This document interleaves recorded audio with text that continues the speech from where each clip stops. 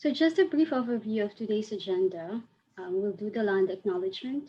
We'll have an overview of the GNL and how to get involved in the GNL, excuse me.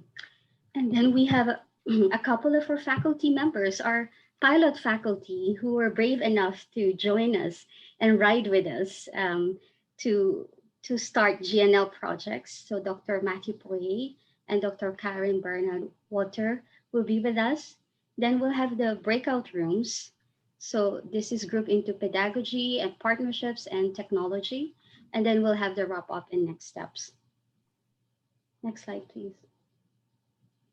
As this meeting is virtual, we are not all gathered in the same space. We recognize that this land acknowledgement might not be for the territory that you're currently on.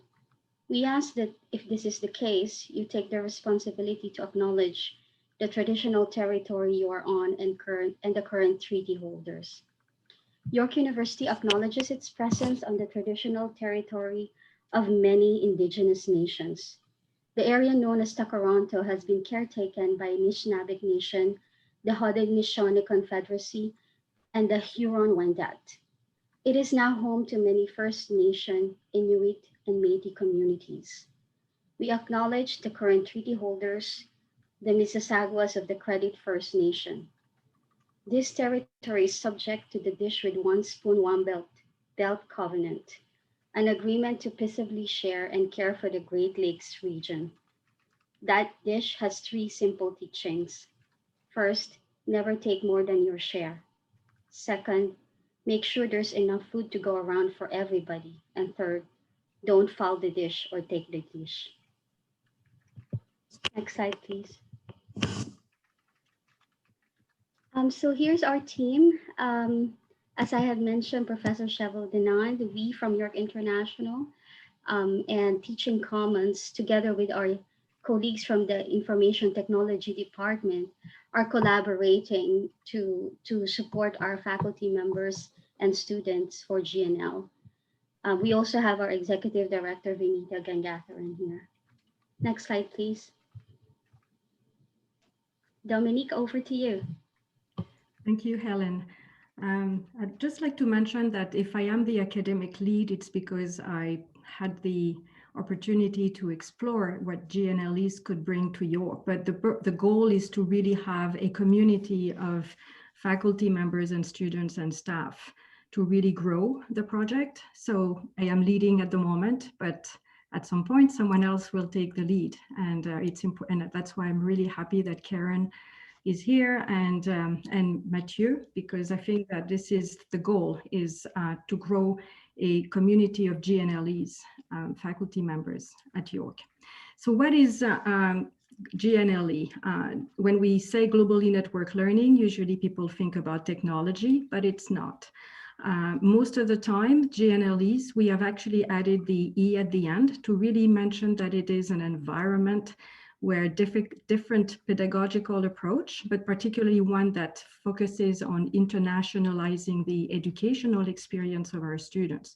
So it is called sometimes collaborative online international learning, can be called telecollaboration in the 90s, virtual mobility exchange. When we had the conference in January, we heard virtually augmented mobility.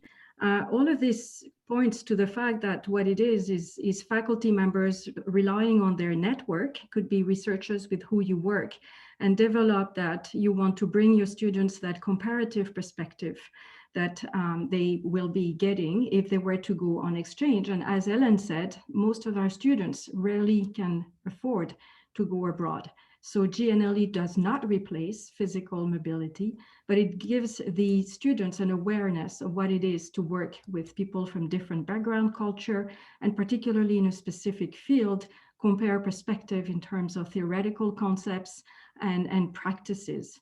So this is how we bring people and students together. And the assessments we did in the fall, what I retain from the assessment, particularly from the faculty members, is that they learned so much by working with other faculty members, that I was glad to see that it's not only for the students, but the faculty as well are having some really great experience in sharing that opportunity to co-teach. Next slide. So I know you see on the slides the term co-design, co-deliver. So yes, it could be two, it could be three partners. It really fits the goal of your class, or if you are in charge of a program, it could be to really bring that international dimension within a department if you are a chair, or if you want your students to have some modules or even events, like let's say 2 days conferences, or do ideathon with students from another country where they can really explore in depth some elements. This term, some of our colleagues are even going to do some visual art exhibits, and having students from Canada critique a festival, art festival in France. So it's really important to have the team building happening between the students, but as well the team building, I would say, between the faculty members. So you can rely on your network of colleagues and researchers, or thanks to York International, rely on the expertise, memory of all of these partners that have already been involved with York International and are there to really help our students get acquisition of transversal and intercultural skills. There was just actually a article in the Globe and Mail yesterday for people who are in Toronto regarding soft skills. I was surprised they used that term. I'd rather use transversal and intercultural skills, but it's making the head now in the workplace. So we need to prepare our students with those skills. And as you know, working with other cultures is always not comfortable, but you gain so much in terms of personal development and other type of academic skills. And again, it is an inclusive, accessible alternative to international mobility. So I really encourage all of my colleagues here to make the jump. It could be just a small part of your course, but contact your colleagues or rely on York international partners, and really give your students that experience, particularly during the pandemic, but beyond the pandemic.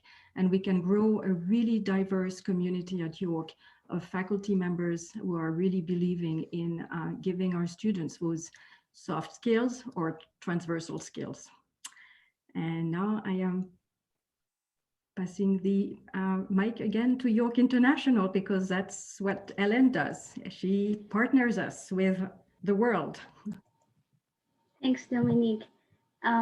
So Dominique already mentioned that our faculty members are already widely connected to many colleagues and partners around the world for many reasons, primarily research or academic collaborations, or maybe you have met some colleagues from academic conferences or higher education consortiums and associations.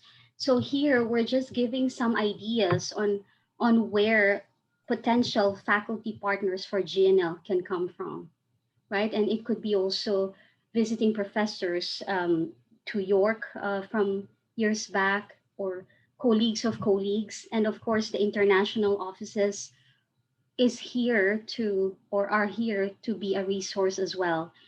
So at York University, we have 300 plus partners around the world. I'm sure there are many of our colleagues as well in the participants today who are representing international office units. Next slide, please. So this is just some of the main points of information that we think would be very valuable when we try to match faculty members to other partners. So we'd like to know your research discipline and the courses, and what are your hopes for a globally network collaboration or a GNL collaboration. Next slide, please. So partnership tips. So again, we want to collaborate with faculty members, and the GNL team is here to support in identifying the matches in terms of courses, in terms of pedagogical activities that will be incorporated in the programs or in the GNL projects. We are also thinking of what are the strategic plans or strategic goals of institutions. So If their goal as well is to increase internationalization at home, then that could be also like a match, right? And that is the bigger picture part. Some of the key partnership aspects to consider when it comes to GNL, and I'm looking at this list actually, this is not only for GNL, but I think it's for any type of international collaboration or any type of partnership for that matter, right? So we would like for us to be considerate of being an equal partner or reciprocal partnership. We would like the communication to be systematic and regular and open communication. With distance learning or distance collaborations, sometimes there's a matter of communication by emails can be sometimes challenging. Why don't we, schedule a call instead or schedule a Zoom call to address those concerns? So these are just some tips and reminders for faculty collaboration. Resources for partner matching. It's already mentioned. We have 300 plus partners from about 60 countries around the world. We are also a member of the SUNY COIL network. So this is the Collaborative Online International Learning Network at SUNY, New York. We are a member of that. It's a big network around the world as well. And then I see some of our colleagues from our Hemispheric University Consortium partners here. So York University is the only Canadian partner of this consortium and is coordinated by University of Miami. Hi, Gabriela. I see you there. And I see Good, some others. good morning. Next slide, please. So this is often a question that we want to address during these information sessions and webinars, because it's always a question that is being asked: do I need an agreement? Do we need to have a formal relationship with the partner university or a faculty partner? The answer is actually no. It's not required. But for some cases, and I know because 8 of our pilot faculty members from the fall had eight of we had 8 of them, and 2 of them requested for an agreement. Why? Because many institutions or some institutions in the world, they need institutional buy-in or even faculty buy-in or to request for resources within their own institutions. So that can be a precursor for our request for agreement. But really, nothing stops you from connecting with your faculty member partners or research partners around the world and start a GNL. It's not a requirement. Next slide, please. So Lisa, our teaching commons, I think over to you. Yeah, thank you, Helen, and thank you, Dominique. So hello, everyone. As was mentioned at the top of our time together this morning, or at least this morning for me, I work in our Teaching Commons, which is our teaching and learning center at York University as an educational developer. And I've been involved with this project with Dominique, I guess since the beginning, right, Dominique? Since the very beginning. And a lot of my role is around considering effective GNL pedagogy. So as both Dominique and Helen mentioned, this is not a technology or a tool. This very much is a pedagogical approach to considering how we can develop intercultural competencies in and with our students. So very briefly, I'm just going to talk about some of the considerations that you might be thinking about or have thought about already in how to further enhance your pedagogy with this GNL approach. And really, I'm focusing it on the benefits or the advantages of this GNL pedagogy.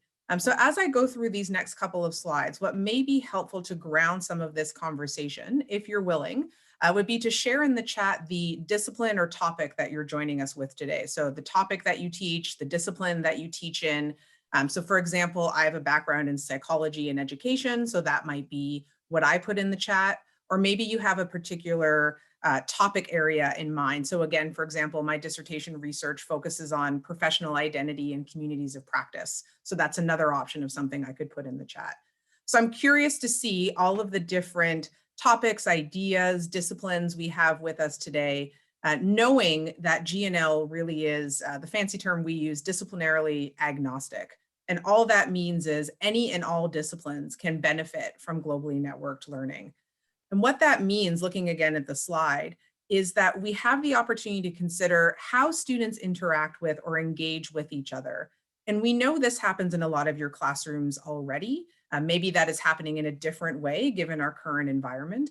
But how might that look when students from different countries and contexts connect to talk about, for example, English, to talk about chemistry and biology?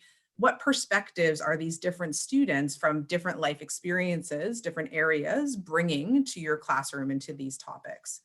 We also talk a lot about, at York anyway, this notion of experiential education and how these students are having a very robust, perhaps very different experience. And these experiences have an intercultural focus. There's an opportunity for global engagement, but also a really unique opportunity to reflect on things like hospitality management or ethics or higher education administration from this intercultural focus. So what does hospitality management look like in one country versus another, for example? It might also mean that we're thinking about different definitions or conditions for success. So in my world, we talk a lot about learning outcomes, we talk a lot about assessment, and we talk a lot about the connections between the two. So how do we create conditions for success? And how do we measure learning or success? How do we measure whether students better understand global citizenship? Thanks, Christine. And what that looks like in terms of successful skill development. Next slide, please. So this is a little bit more detail around what this pedagogy might look like in your virtual classrooms. So again, it might be that one faculty member or both are teaching fully online in an asynchronous, synchronous, or perhaps blended format. But as you see on the slide, most of our colleagues have in fact adopted this blended learning approach. So this collaborative work between the students could take place online in Zoom, like we are together right now, or some of that work could happen asynchronously outside of class time.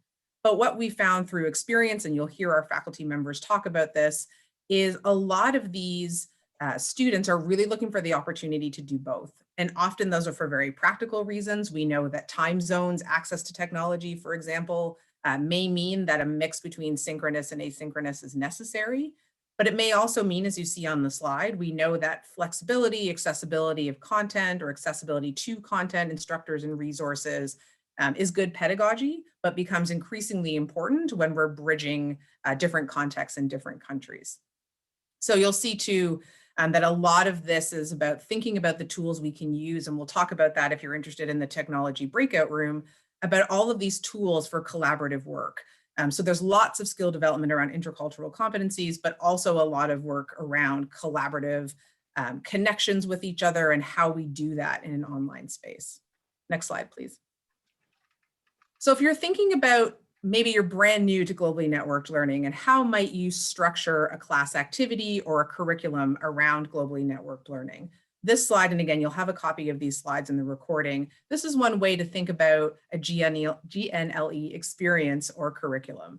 So you might start with an icebreaker, very much an opportunity for students to get to know each other. I will say from my experience as an educational developer, this is key, core, and central to a lot of this collaborative work.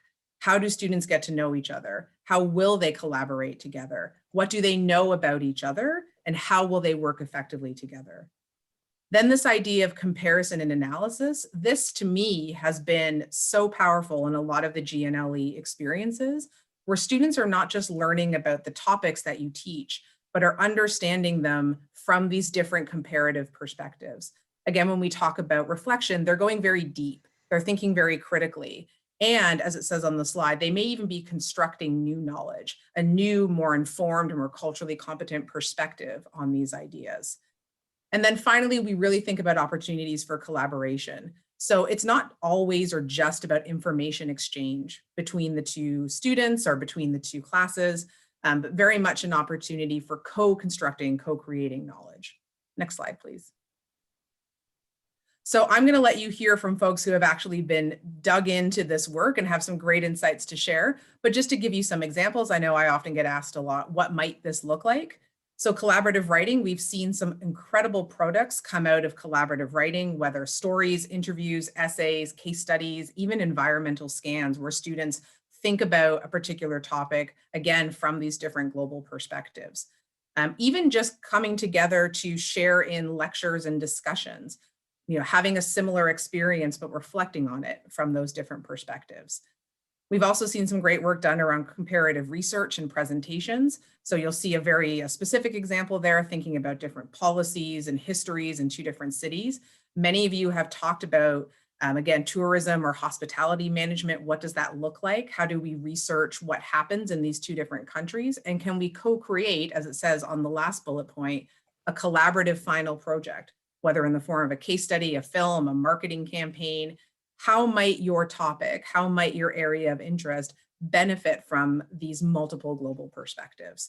So I'm going to let you now turn it over to our faculty, who will tell you a little bit more about what this looks like in practice.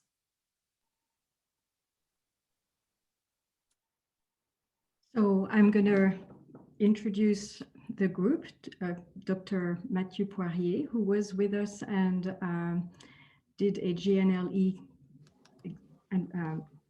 exchange, let's call it this way. I don't know if it was exactly your course, but I think you'll make the distinction yourself. So thank you, Mathieu. All right, thanks for having me. Happy to share my experience, which was a very positive one.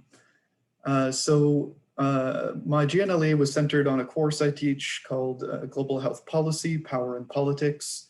And it actually started maybe a year before I actually started the GNLE. And it was a realization among colleagues at the University of Fulda in Germany and ourselves that global health policy is a very new field that is not taught that often and even less frequently at the undergraduate level. So we had this idea that we should collaborate, learn from each other, and GNLE gave us the framework through which to do that. So I want to thank the whole team for helping me understand how we could actually make this happen. So we also brought in a second university, the Babeș-Bolyai University out of Cluj, Romania. So that made it a 3-country partnership. And we started by co-designing course learning outcomes, which was really helpful for us as instructors, because again, there's not really an agreed upon curriculum or learning outcomes for global health policy. We're really defining it as we go. So we then had 3 weeks of guest lecture exchange, where each instructor took a turn leading a synchronous course lecture.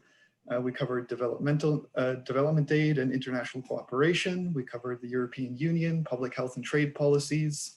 And we looked at the policy process, including democracy activism and different interests involved. And then really importantly, we did a student collaborative international project.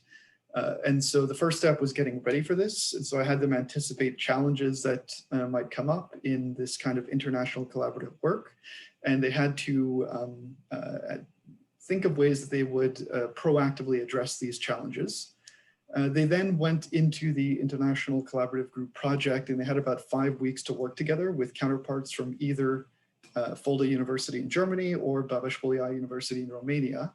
And they were looking at comparing different COVID-19 policy responses in each country and developing policy proposals for addressing issues like social protection and equity, acceptance of protective measures, and impacts on education. And to do that, I had them put together a policy brief and also a podcast or narrated presentation that would complement that policy brief. And they also had a process report and a reflection activity to think back about what they learned in the whole experience. So overall, I'd say we had a few important challenges and successes. Some challenges including aligning the terms, because we were essentially at the end of our term and the other universities were at the start of their term. And also incorporating course requirements at different levels between different universities. I'd say we were more well integrated. Others not as well. But successes, I'd say the technology did work quite well. There weren't any major hiccups, and students really enjoyed the experience. They identified areas such as learning from different perspectives and approaches to policies, problems, and learning from different cultural differences. They identified also overcoming challenges for international networking and communication as being a professional area that they developed skills in. And I'll just wrap up by saying that we did a quick evaluation with the help of York International and Julie Hard. And we had at least 82% satisfied with GNLE and 92% would do it again. So overall, really positive experience, and I'm happy to provide that and any other questions and answers. I may have a question for you, Mathieu, because usually we get it from other faculty members. Grading, how did you all grade your students? We decided to grade projects separately. I graded all my students, they graded all yours, but we did compare notes and made sure there weren't any huge discrepancies. That took a bit of cooperation and coordination for sure. So that's what I was saying, like you learn as well the different ways of supervising students or grading students when you co-work with people from other parts of the world and different educational systems. So lots of reflection on even the way we grade and the way we are asked to grade institutionally, locally. Thank you, Matthew. I'm going to introduce now Dr. Karen Bernard-Walter from the Department of Economics at Labs.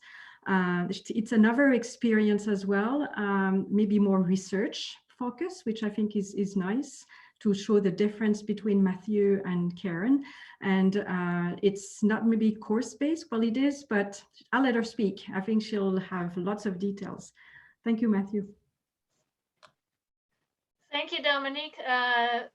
Thank you for giving me a chance to talk about our virtual journal club. So we have a big interest every year from students to explore economic research. I teach at the Department of Economics. Economics does not have as many opportunities for undergraduate students to explore research as, say, chemistry or psychology might offer those opportunities. And so there's not always many students, but the few students that we have a very strong interest to learn more about that. And thus born was the idea to combine students from different universities. I connected with colleagues at the Ludwig Maximilian University in Munich about a little bit less than a year ago. And they were keen to on this project as well. And that's how the collaboration came about. We have a reading list that's, a little bit off the beaten path for the standard economic undergraduate curriculum. The students read papers, the students read books, and essentially we discuss economic research and give the students an idea of what economic research might look like, why a paper had a big interest, why it was a big deal, what the methodological contribution was. And because this isn't the standard class, we also get to talk about, say, writing, or where else does it lead, or we can follow the students' discussion. So it's a lot more hands-on and a lot more skill development focused than, say, conveying knowledge as we would usually have that in an economics course. We purposefully kept the enrollment low, 10 students from York and 10 students from the LMU, so that we could have a heavy hands-on interaction and make it a small, intimate group. The project is still ongoing, but the intermediate results have been fantastic. We ran a start, stop, keep survey, and the students were really excited. A few things that we, ironed out as we learned things, as we figured things out. So that's been really fun, and we're already talking about extending the project to next year. We also had a few challenges to overcome. So we learned that the privacy constraints in Germany are stricter even than in Canada. But we figured it out. We are hosting a joint Moodle site on York University servers right now. We managed to align the terms in that we just followed the LMU term and overlapped 2 York terms, giving students at York an opportunity to earn independent study credit in the second term if they wanted, with acknowledging all the work that they had done during the first term. I think the part that surprised us most was the benefit that it had for the teaching assistants. So the students, we expected to have a lot of benefits, and that paid off. The instructors, we expected to have a lot of fun, and that came through as well. We didn't quite anticipate the impact that this experience would have on the teaching assistants as we set aside an extra hour because of their interest every week to prepare the weekly meeting, to talk about engagement techniques, to talk about pedagogy, because teaching strategies, I think, at the undergraduate level are very different between North America and Germany. And so it was very fun, or is still a lot of fun, to compare notes on that end. the students will complete a final project, and I can't wait to see it. And yeah, so thank you, Dominique and Helen, for the awesome support and giving us the technological lifting when we needed that. And yeah, I'm happy to answer any questions. And I would say the library, because I remember you needing Ebooks. ebooks. Ebook subscriptions, yes. What about language for both Matthew and you, Karen? Was there any problem regarding language being, I mean, they're not native speakers of English in Germany or in Romania? Did you have any problem with that? With So our program, oh, sorry, go ahead. So we didn't have any issues with that. I guess at the LMU, they're already teaching quite a few classes in English anyway. And it was announced ahead of time that it would be conducted in English. And I think for many German students, that was part of the appeal. One thing I say that did surprise me is when we saw the enrollment schedule, I can't tell which student is from which university. So we have a Chinese student currently in China coming to the course through the LMU. We have 2 Turkish students, one coming through the York and one coming through the LMU. And so we even have some students of Austrian descent coming through York, not the LMU. So that's been kind of fun to see how international both institutions are, and to some extent how similar the student bodies already are. Thank you for bringing that. Matthew? No, very similar for us. We partnered with English language programs, and so this was a benefit for the German and Romanian students. And our students said that there were some communication challenges, mostly around terminology that we use for global health policy and more academic words. But at the end of the day, there were no communication issues. Helen, is it you now presenting the, I guess, experience with Ecuador and Mexico? Yes, thank you. Thanks, Dominique. Thanks, Matthew and Karen. That is really a great presentation, and thank you for sharing the experiences you had along with your students. And actually, if we do organize an info session in a couple of months or in the next month or so, can we invite some of your students? It's an open invitation, but we'll talk about that later. I think we have a video from our LMPS professor, James Simeon, who actually also had a GNL project with 2 of our Hemispheric University Consortium partners, Tec de Monterrey and Universidad San Francisco de Quito in Ecuador. So we're just gonna play that because unfortunately he's not able to join us today, but he promised he will next time.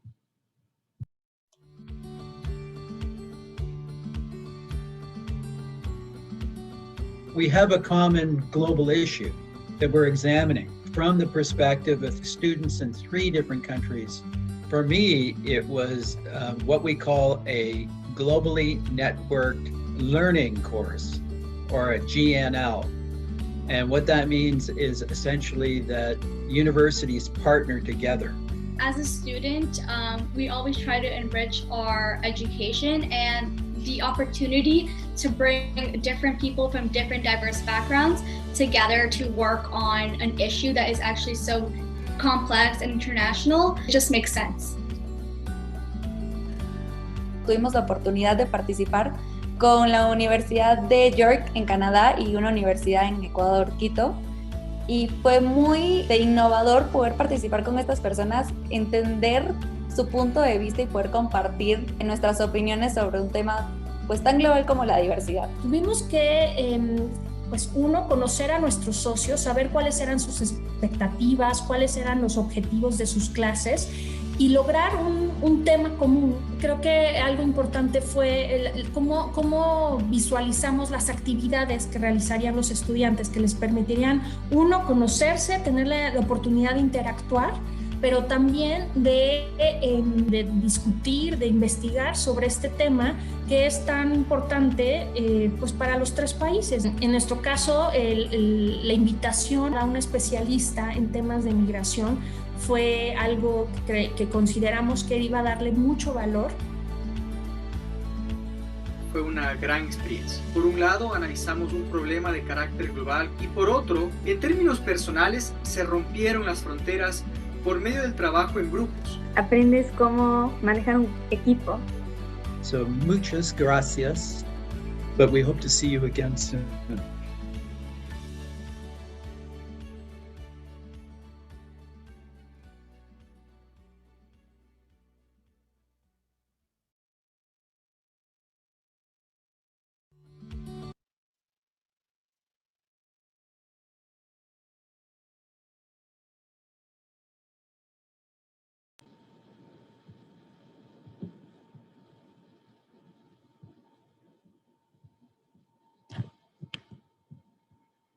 Thanks for that, Rose. I think we're gonna now head for the breakout sessions. And